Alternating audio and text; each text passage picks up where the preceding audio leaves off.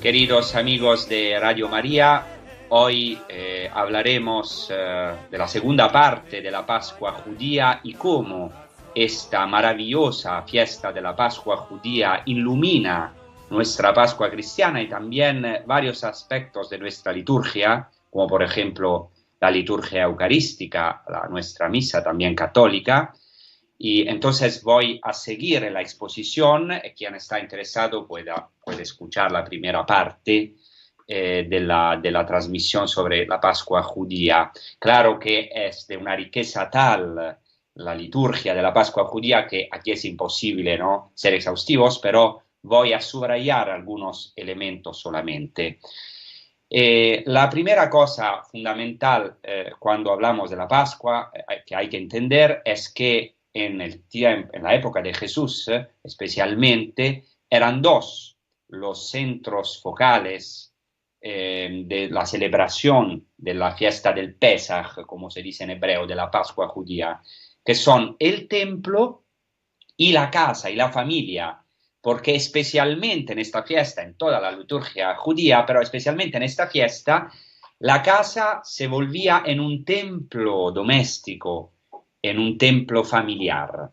Entonces, parte claramente esencial de la liturgia del templo era la inmolación o el sacrificio del cordero.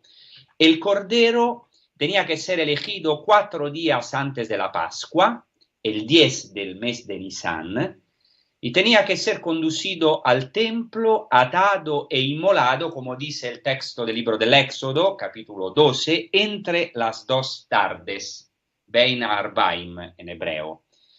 La sangre del cordero pascuale tenía que ser rociada sobre el altar y después, como sabemos, también en los mezuzot de la casa, o sea, en los estípites de la casa.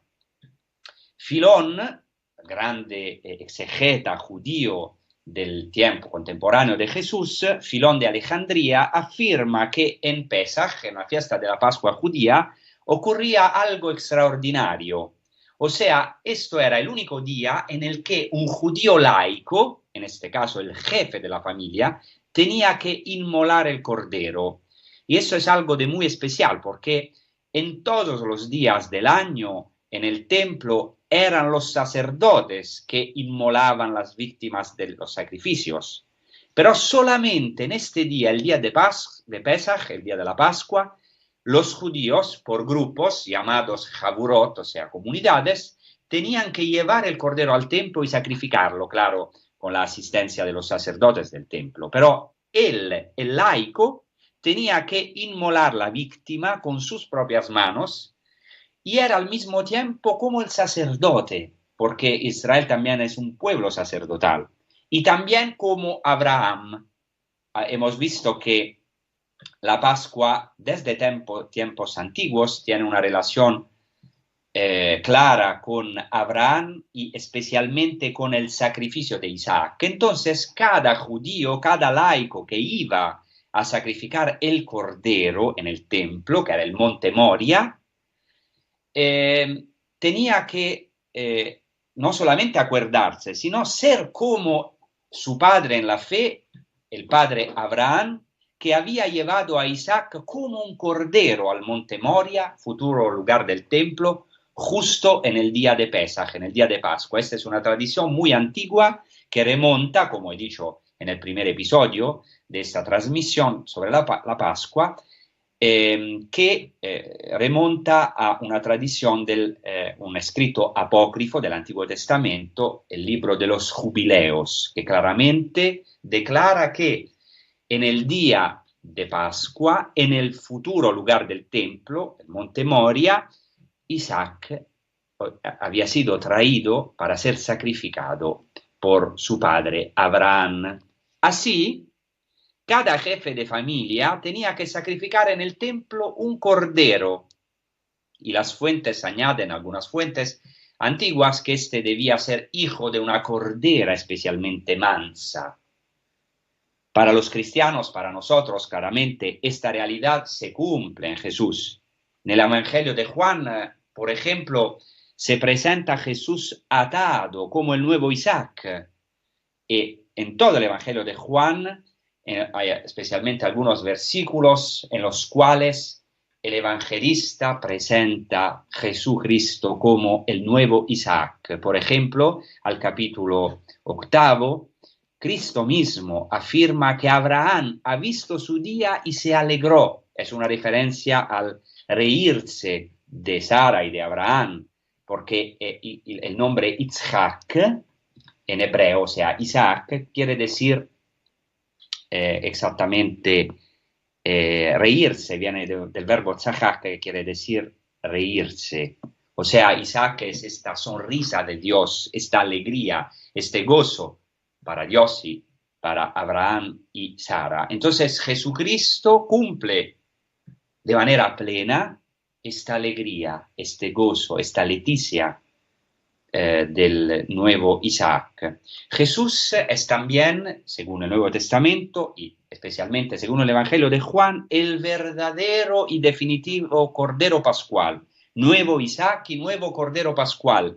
Por ejemplo, Juan Bautista lo presenta como el Cordero de Dios que quita los pecados del mundo, pero el griego se puede traducir también el Cordero de Dios no solamente que quita, sino que lleva sobre sí los pecados del mundo. Eso es muy importante. El verbo griego airo quiere decir quitar, sacar, pero también llevar, cargarse con el pecado. Y eso es muy importante, cómo Jesucristo quita el pecado, no solamente destruyéndolo, sino, ante de todo, el inocente sin pecado, totalmente inocente, el Cordero Inmaculado, se carga con los pecados del mundo, o sea, lleva sobre sí los pecados del mundo, las consecuencias del pecado, la pena del pecado. Entonces Cristo no quita simplemente el mal y el pecado, como a lo mejor nosotros queremos hacerlo, sino que lo elimina cargándolos sobre sí. También como ocurrió con Isaac y como se hacía habitualmente con el Cordero el día de Pesaj, en el día de Pascua, Jesús es atado y 2 veces. El Evangelio de Juan subraya que Jesús fue atado. Y claramente Jesucristo es considerado como un cordero. Es elegido en el sentido que se decreta su muerte, es conducido ante el tribunal, es como un cordero manso llevado al matadero sin abrir la boca, según las profecías de Jeremías y de Isaías. Es conducido al sacrificio, según el Evangelio de Juan, precisamente a la hora en la que los judíos empiezan a inmolar el Cordero Pascual en el templo, porque Flavio Josefo nos dice claramente que el Cordero Pascual se ataba, se inmolaba desde la hora 9 hasta la hora 11, o sea, en nuestro cómputo de las horas es desde las 3 de la tarde hasta las 5 de la tarde. Y Jesucristo muere, como sabemos, a las 3 de la tarde. Y también hay un detalle muy importante en el Evangelio: cuando Jesús tiene sed en la cruz, se le ofrece una esponja empapada en vinagre sujetada a una rama de hisopo. Aquí hay un detalle muy, muy interesante, porque el hisopo no se utilizaba para esto. Por eso hay que pensar que el evangelista haga alusión exactamente otra vez al Cordero Pascual, ya que la aspersión de la sangre del Cordero Pascual sobre las jambas de las puertas, según Éxodo capítulo 12, se hacía con un manojo de hisopo. Y por último, como ocurría también con el Cordero Pascual, el evangelista Juan subraya que a Jesús en la cruz no le quebraron ningún hueso, y claramente esta es una identificación de Cristo con el Cordero Pascual, en el sentido que Jesucristo cumple la prefiguración del Cordero Pascual. Para algunos, aquí, en este hecho que a Jesús no le quebraron ningún hueso, para algunos hay también una clara referencia no solamente al Cordero, sino también al justo sufriente, descrito en el Salmo 34, donde al Cordero se le compara con el justo sufriente, y también claramente al canto del Servo del Señor, en Isaías 53, donde se dice literalmente que el siervo de Adonai, el siervo del Señor, es como el cordero llevado al matadero, porque frente a las humillaciones y a la muerte se mostró manso y no abrió la boca. Entonces todas esas tradiciones tan ricas se han cumplido en Jesús y estaban vivas en la época del Segundo Templo. Y los padres de la Iglesia han tomado algunas de ellas y las han aplicado a Jesucristo.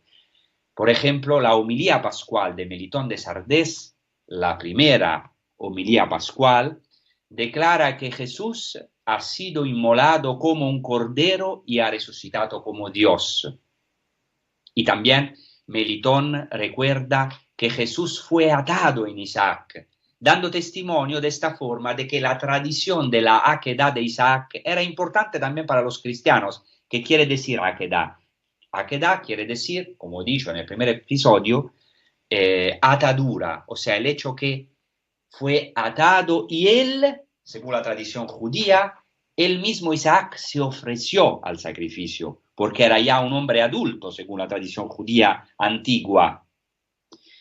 Y por eso Jesucristo ha cumplido no solamente las escrituras, sino también la tradición de la Akedah, de la atadura de Isaac. Esto, digamos, en el templo, después de la inmolación del cordero, claramente se preparaba la cena donde tenía que comerse el cordero y era una noche de vigilia. Por eso ahora presento brevemente cómo se vivía esta cena pascual, que en hebreo se llama Seder de Pesach. Seder HaPesach quiere decir el ritual de la cena pascual. Y no es fácil ver cómo se vivía a los tiempos de Jesús porque no tenemos muchos testimonios de cómo se vivía al tiempo de Jesús. Los testimonios, por ejemplo, del Seder pascual completo, del ritual de la cena pascual, son muy posteriores a Cristo, pero se pueden identificar elementos muy antiguos. Antes de todo, la liturgia de Pesach era sobre todo una fiesta familiar, una liturgia doméstica. Y especialmente después de la destrucción del templo, como es obvio, la liturgia vivida en la familia y en la sinagoga han asumido un papel central porque hoy, claramente, después de la destrucción del templo del año 70 después de Cristo, como los judíos no tienen templo, y esto es una verdadera tragedia para los judíos, entonces no sacrifican el Cordero Pascual. Entonces la cena en la familia ha asumido una importancia aún más importante, pero ya en los tiempos de Jesús y antes, porque claramente lo declara el Antiguo Testamento, la liturgia familiar, la cena pascual en la casa, en la familia, tiene una importancia ya esencial antes de Cristo, más importante después de Cristo, después de la destrucción del templo. Entonces, el primer elemento central es la preparación de esta cena pascual, del Seder pascual. La casa es el lugar del banquete y tenemos un testimonio muy interesante de Filón de Alejandría, otra vez, que dice en su obra De Specialibus Legibus que la casa tenía que estar bien adornada con la belleza del templo de Jerusalén. Y cada casa entonces tenía que ser como un templo doméstico.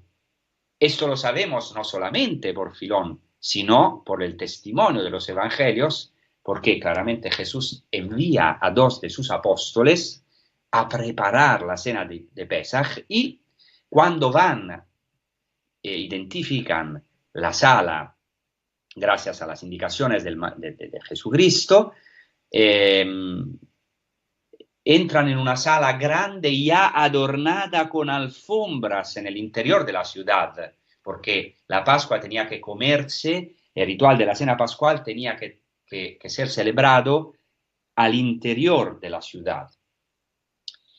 Aunque no se tenga la seguridad de que la última cena de Jesús fuera un verdadero Seder pascual, un ritual de la cena pascual, pero no se puede dudar de que fue colocada en ese marco fundamental, y esto subrayo 1, 2, 1000 veces este detalle, no se puede, y desgraciadamente hoy algunas veces se hace en los estudios académicos también de liturgia, se intenta desconectar la primera Eucaristía, la cena de Jesucristo, la última cena de la cena pascual, pero es imposible porque claramente el marco de la cena, de la última cena de Jesús, es un marco pascual.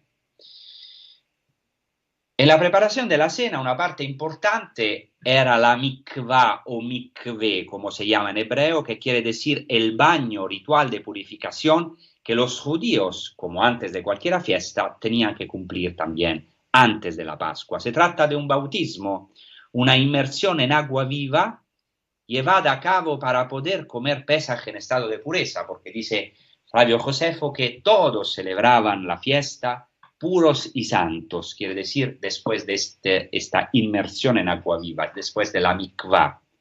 Este baño se efectuaba ciertamente en tiempos de Jesús. Jesús mismo en el Evangelio de Juan 13:10, Juan 13:10 declara que el que se ha bañado no necesita lavarse más que los pies y está del todo limpio. Entonces esto es una referencia a la inmersión ritual de la mikvah y no a un simple baño. Y Jesús añade, y vosotros estáis limpios, aunque no todos. Y hablaremos todavía de eso. Jesús, por tanto, no habla solamente de una pureza legal, sino habla de la intención del corazón, una unión que ya existe en el judaísmo, pero claramente Jesucristo la porta a su cumplimiento. Un elemento esencial de la preparación de la cena es la búsqueda de la levadura, que en hebreo se llama hametz. O sea, antes de celebrar la cena pascual, los judíos hasta hoy tienen que eliminar toda levadura de la casa, porque comienza la fiesta de los ácimos, en hebreo matzot, que se prolonga durante una semana. Claramente esta es una tradición muy antigua porque remonta también al Antiguo Testamento, a la Torá, al Pentateuco. Entonces Jesucristo manda a sus apóstoles, dos de sus apóstoles, a preparar Pesaj, quiere decir también hacer esta búsqueda de la levadura. Y San Pablo es también un testimonio de esta búsqueda minuciosa de la levadura. Ya los rabinos afirman que la levadura es símbolo de la inclinación malvada que fermenta en el hombre, o sea, de la malicia y del hombre que lo induce a pecar. Y San Pablo en la carta a los Corintios tiene exactamente esta interpretación que es muy importante también para nuestra vida y también para nuestra Pascua. Dice Jesucristo, no sabéis, disculpen, San Pablo, en referencia a Cristo, no sabéis que un poco de levadura fermenta toda la masa. Purificaos de la levadura vieja para hacer masa nueva, pues sois ácimos, porque nuestro Cordero Pascual, Cristo, ha sido inmolado. Así que celebremos la fiesta no con vieja levadura, ni con levadura de malicia e inmoralidad, sino con ácimos de pureza y verdad. San Pablo, que es un rabino que ha sido conquistado por Jesucristo, compara la levadura a la malicia, a la inmoralidad, y presenta a Cristo como nuestro Cordero Pascual, nuestra Pascua. Cristo es nuestra Pascua. Y eso es también una invitación para todos nosotros a celebrar la fiesta de Pascua y cada fiesta sin esta levadura de malicia, a renegar el demonio, a renegar nuestros pecados, nuestra malicia interior, nuestra intención malvada, para ser ácimos con el verdadero ácimo que es Cristo, que es también el verdadero Cordero Pascual. Y no acaso Jesús usa el mismo simbolismo, que es un poquito difícil de entender si no conocemos el trasfondo, porque Jesucristo compara la levadura con la enseñanza de los fariseos y de los saduceos, con la malicia de los fariseos y de los saduceos, y la asocia también la levadura a la levadura de Herodes y su hipocresía. Entonces, eliminar la levadura quiere decir para los judíos entrar en la novedad de la Pascua, y esto también para nosotros. Para los judíos, la fiesta de la Pascua es también la fiesta de la creación y de la vida nueva, y por eso se celebra en primavera, cuando todo vuelve a retoñar, vuelve a vivir otra vez, y nosotros también, especialmente en las fiestas y especialmente la fiesta de Pascua, donde Jesucristo hizo para nosotros esta nueva creación. Nosotros somos llamados a ser hombres nuevos en Jesucristo, el nuevo por excelencia, y esto implica renunciar a la levadura vieja, quemarla, como hacen los judíos, pero de forma espiritual, interior, en la intención de nuestro corazón. Y por eso los primeros cristianos en el catecumenado, por ejemplo, antes de adherir a Cristo, antes de abrazar a Jesucristo, y nosotros también lo hacemos en la vigilia pascual, renunciaban al demonio, a sus obras, a los pecados, a la vida vieja, al hombre viejo, para revestirse del hombre nuevo, que es Cristo mismo. Ahora hacemos una pausa musical. Gracias.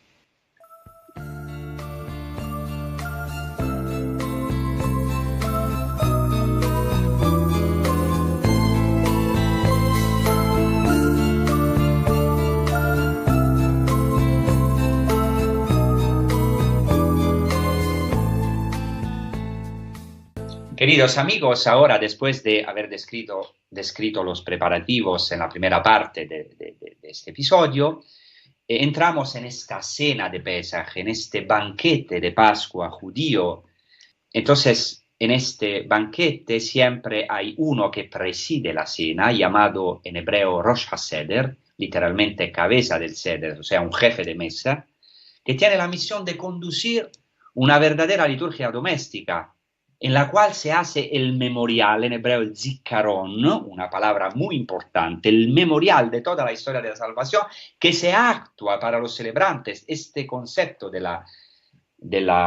esta idea del memorial del zikaron entró en nuestra Eucaristía. Nosotros, por eso, para nosotros la Eucaristía es un memorial, no solamente una memoria de la cena de Cristo, sino más de esto, un memorial, o sea, se actualiza hoy para nosotros el sacrificio de Cristo, su misterio pascual, su pasión, muerte, resurrección, ascensión al cielo, don del Espíritu. No podemos claramente detenernos en todos los detalles de esta cena, pero quiero subrayar que es una celebración doméstica en la cual es esencial transmitir la fe a los hijos.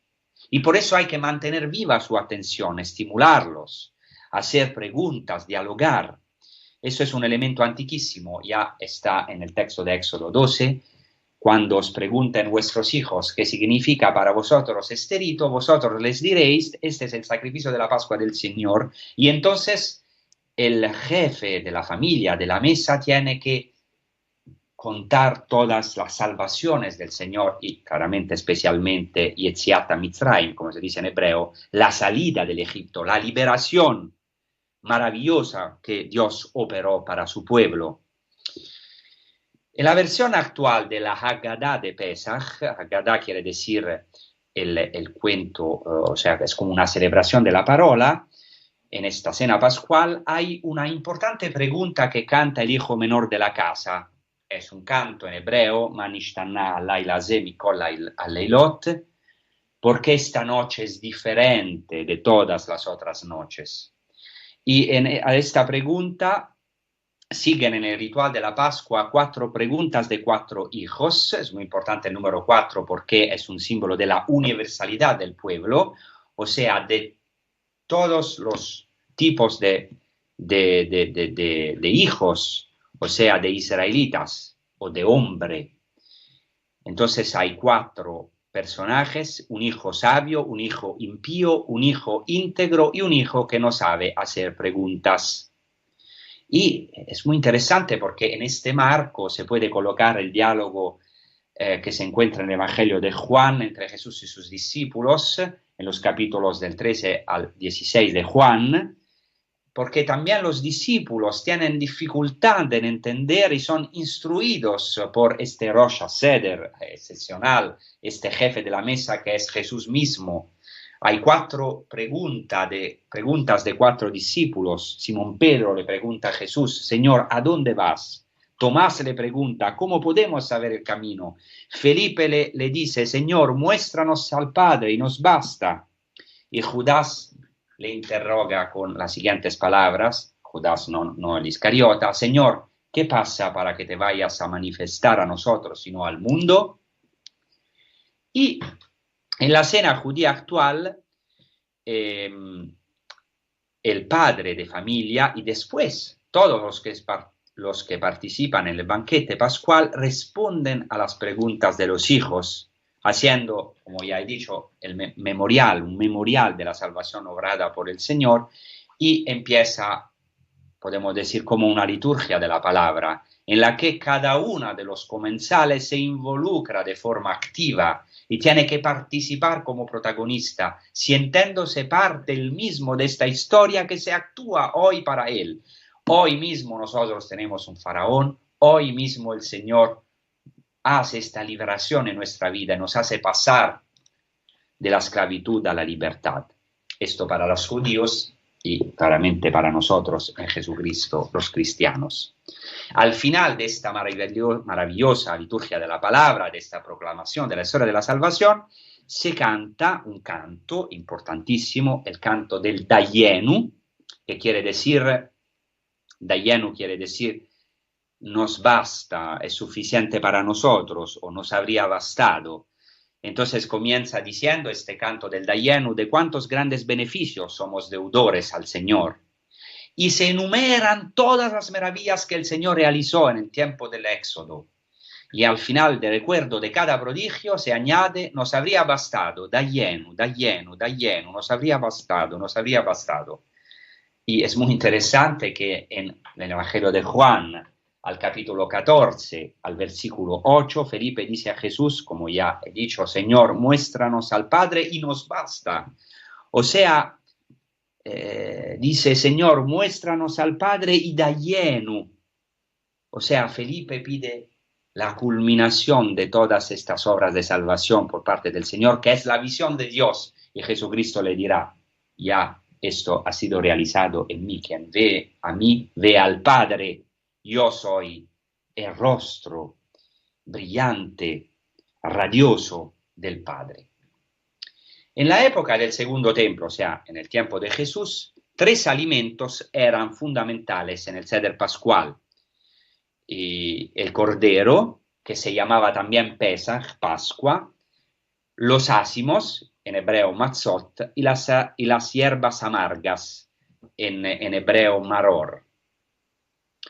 El rabino Gamaliel ya había dado una interpretación en el primer siglo después de Cristo, prácticamente en el tiempo de Jesús, de estos 3 alimentos. Dice, ¿por qué el cordero? Porque Dios ha salvado las casas de los padres en Egipto a través de la sangre del cordero puesta como señal en las jambas de las puertas. ¿Por qué el panásimo? Porque los padres fueron liberados de Egipto, o sea, este pan es un signo es el pan de la prisa, por eso es ácimo, y es un signo de la aflicción del pueblo de Israel en Egipto. ¿Y por qué las hierbas amargas? Dice el rabino Gamaliel, porque los egipcios han hecho amarga la vida de los padres en Egipto. Es muy interesante porque los padres de nuevo retoman estos símbolos. Por ejemplo, Melitón de Sardes ve en estas hierbas amargas un símbolo de la pasión de Cristo, de la amargura de Cristo, del Egipto, donde Él entró para sacar a nosotros del Egipto, del verdadero Egipto, que es la muerte, que es la angustia, porque en la palabra Egipto, en hebreo, Mitzrayim, está insertada la palabra tzara, que quiere decir angustia. Así el Señor nos ha librado de la tristeza, de la angustia, de la muerte, del pecado, y nos ha abierto las puertas del cielo a través de la consagración de su verdadero sangre, el sangre del verdadero Pascual, que nos ha consagrado, no ha consagrado solamente las jambas de nuestras puertas, nos ha consagrado solamente las casas, sino que ha consagrado nuestros templos. El sangre de Cristo nos ha santificado, nos santifica. A nosotros los cristianos nos consagra como verdaderos templos de Dios.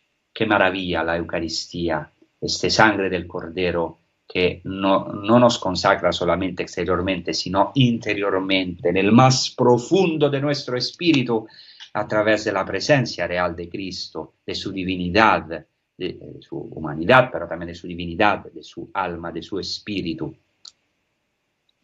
En la cena pascual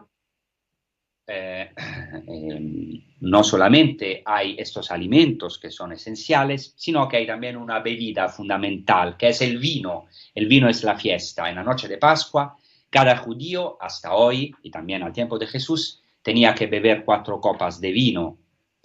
Después de la primera copa, hay 4 copas, después de la primera copa, que se alza con una bendición, se empiezan a mojar algunos alimentos antes de que se traigan los panes ácimos.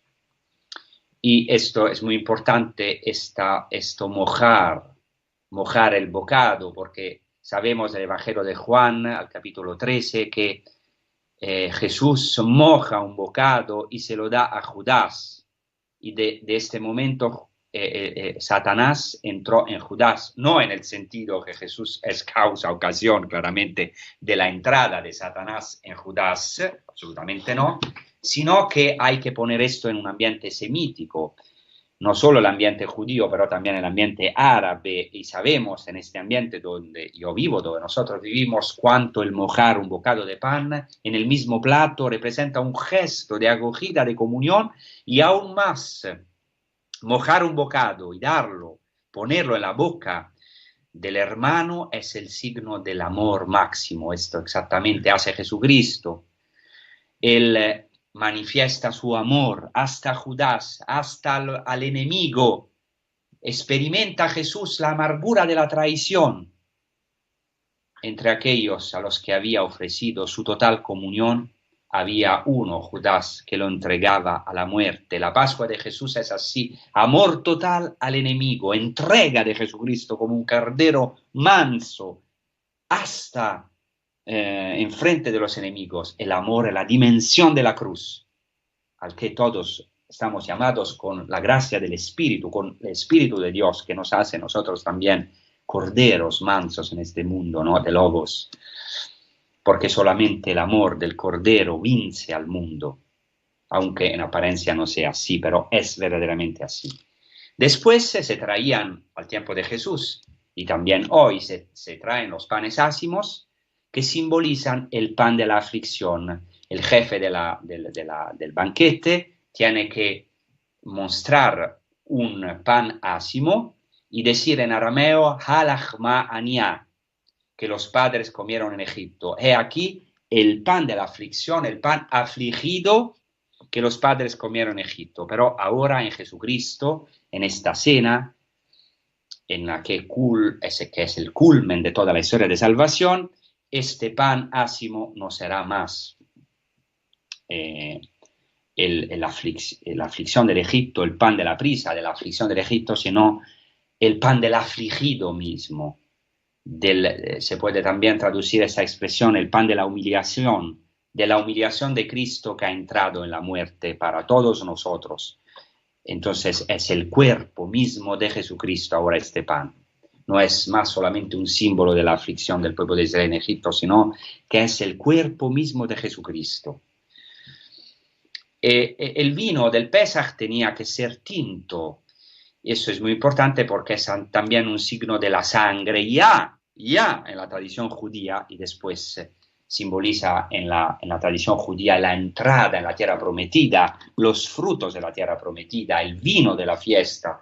Y en Jesucristo ahora este vino no es más solamente un símbolo como en la cena pascual de la entrada en la tierra prometida, sino que es su mismo sangre. Este vino es el vino de la fiesta, su sangre que nos introduce en el banquete mesiánico, en el reino de los cielos mismos, que nos abre el cielo, la sangre preciosísima de Cristo, que nos introduce en la fiesta, en la divinidad, en la unión con la Santísima Trinidad. ¡Qué maravilla! Nuestra tierra prometida es el cielo. Claramente el banquete pascual era símbolo de libertad y esto se manifestaba en la forma en la que se comía el banquete pascual. Se comía estando recostados, apoyados en el codo, como lo atestigua la Mishnah, y hasta hoy hay que beber apoyados en el codo, como signo que ahora los judíos son libres, han sido liberados, han entrado en la fiesta. Y ahora podemos entender esto muy bien. Un detalle del Evangelio de Juan, cuando el discípulo que Jesús amaba, Juan, estaba recostado en la última cena, por eso recosta su cabeza sobre el pecho de Jesucristo, sobre su santísimo corazón, porque Jesús y sus discípulos han comido la Pascua recostados, como hombres libres, pero ahora hay una novedad absoluta. Esta es una nueva libertad, esa es la libertad total, la libertad de la muerte, del pecado, porque Jesucristo en su cena pascual anticipa su victoria sobre la muerte. Entrando en la muerte, ha vencido la muerte y nos ha dado su resurrección. Por eso nosotros podemos descansar en el corazón de Cristo, en su pecho lleno de amor, y escuchar el amor infinito de Dios, la profundidad de Dios. En el corazón de Cristo se manifiesta la profundidad abismal, el aviso del amor de Dios, su misericordia, sus entrañas. Las entrañas de Cristo son las entrañas de Dios, totalmente abiertas para nosotros en el costado de Cristo, del cual podemos beber esta sangre preciosa y ser vivificados de su misma vida, porque según el libro de Levítico, la sangre es la vida. Bueno, hacemos otra pausa musical, después seguiremos. Gracias.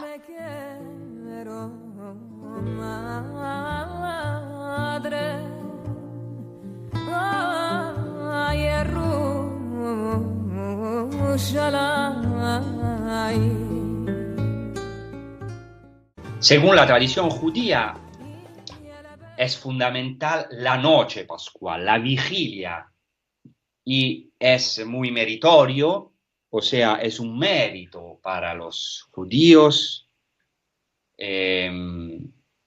prolongar esta vigilia hasta la mañana, ¿no?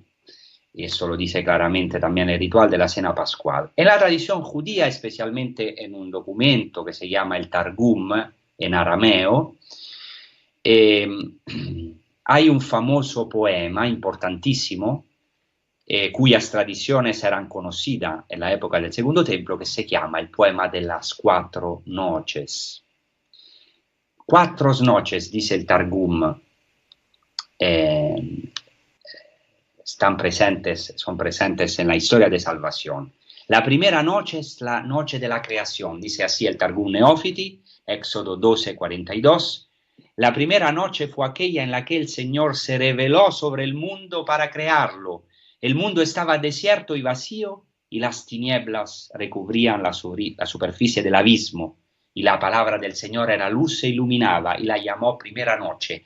Por eso nosotros, hasta ahora, en la vigilia pascual, la primera lectura es la noche de la creación, porque ya los judíos consideraban esta noche la noche del primer día de la creación. Fijaos que Jesucristo resucita el primer día de la creación, cuando ha sido creada la luz, cuando la luz ha resplandecido, y esto también ha pasado en nuestra liturgia, ha sido transmitido en nuestra liturgia. Nosotros empezamos la liturgia de la vigilia pascual con la liturgia del fuego, de la nueva luz, la creación, y la nueva creación es la noche en la que ha brillado la luz de la creación y de la redención, o sea, de la nueva creación, de Cristo mismo. La segunda noche, según la tradición judía, según el Targum, es la de la revelación de Dios a Abraham. Entonces, según la tradición más antigua judía, en esta noche se conmemora la Akedah de Isaac, la atadura de Isaac. Y dice el Targum, Isaac tenía 37 años cuando fue ofrecido sobre el altar. Los cielos descendieron y bajaron, e Isaac vio la perfección, y sus ojos se deslumbraron por sus perfecciones, y la llamó segunda noche. En esta noche oscura del sacrificio, Isaac vio la gloria de Dios, y era un hombre adulto, como Jesucristo, cuando se ofreció libremente, fue conducido como su padre Isaac al sacrificio. La noche de Pascua es la noche en la oscura, claro, de la pasión, pero sobre todo ya en la tradición judía es la noche en la que se abren los tesoros de los cielos, porque Isaac en el momento en que iba a ser sacrificado vio la perfección del cielo, la gloria de Dios, y nosotros aún más. A través de esta oscuridad de la cruz hemos visto la gloria de Dios, su inmensa gloria. Los cielos han sido abiertos para nosotros y la muerte y la noche oscura, toda nuestra noche han sido vencidas. Y después, claramente, en la vigilia pascual, la segunda lectura de la liturgia es exactamente el sacrificio de Abraham, el sacrificio de Isaac.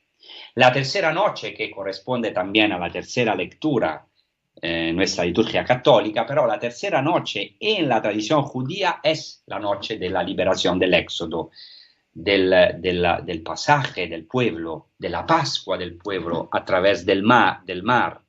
Por eso dice el Targum, la tercera noche fue cuando el Señor se rebeló contra los egipcios en medio de la noche. Y también para nosotros. Y la cuarta noche, dice la tradición judía una cosa maravillosa, que la cuarta noche es aquella en la que llegará el Mesías. Dice así el Targum, en la cuarta noche el mundo llegará a su final para disolverse, los yugos de hierro serán demolidos y las generaciones perversas serán arrasadas. Moisés saldrá de mitad del desierto y el rey Mesías vendrá de lo alto. Y eso es impresionante. Toda esta noche para los judíos es una noche de espera del Mesías. Por eso queda la puerta abierta para esperar el Mesías que venga. Y para nosotros también. Esto se ha realizado en Cristo. Esta cuarta noche se ha realizado en la Pascua de Jesucristo. Pero es verdad también que en cada Eucaristía nosotros decimos también en la Pascua, Maranatá, ven Señor Jesús. Nosotros todavía podemos decir, quedamos la puerta abierta, aunque ya hemos recibido el Mesías, hemos reconocido en Jesús de Nazaret el Mesías de Israel, esperado por los gentiles, por los pueblos del mundo, pero esperamos todavía su segunda venida. Entonces nosotros también esta noche, para nosotros la noche de Pascua, la vigilia pascual es una vigilia llena de la espera escatológica, o sea, de los últimos tiempos del cumplimiento total. Por esa razón, la noche de Pesaj para los judíos es la de la espera del Mesías. Y puedo mencionar algunos textos, pero quiero decir que esta tradición ha sido transmitida a los primeros cristianos.